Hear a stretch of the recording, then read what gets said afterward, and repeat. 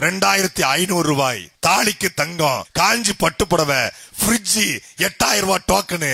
நாங்க 8000 ரூபாய் token கொடுப்பதற்கோ, fridge கொடுப்பதற்கோ, தாலிக்கு தங்கம் கொடுப்பதற்கோ, 2000 ரூபாய் டோக்கன் கொடுப்பதற்கோ நாங்கள் வரவில்லை.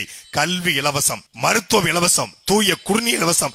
இந்த மூன்றை தவிர அனைத்தையும் மக்களே வாங்குகிற ஒரு தற்சார்பு பொருளாதார கொள்கையின் அடிப்படையில் நிலமும் வளமும் சார்ந்த தொழிற்சாலை முதல்ல வந்தவுடனே போர்க்கால நடவடிக்கை அடிப்படையில் வைகை ஆற்றை சுத்தப்படுத்துவது. இந்த அடிப்படை தேவையை செய்து கொடுக்காமல் 1967 இருந்து இன்றைக்கு வரைக்கும் 7 முறை திராவிட முன்னேற்ற கழகம், 6 முறை அண்ணா திராவிட முன்னேற்ற கழகம், கலைஞர் அவர்கள் 5 முறை, அண்ணாதுரை 1 முறை, அப்பா ஸ்டாலின் 1 முறை, 7 முறை ஆண்டு செய்யாத எதை 8வது முறை வந்து திமுக செய்ய போகிறது. காசை மட்டும் கொண்டு கொடுத்து மக்கள்கிட்ட வாக்க வாங்கிடலாம் என்று திமிரல.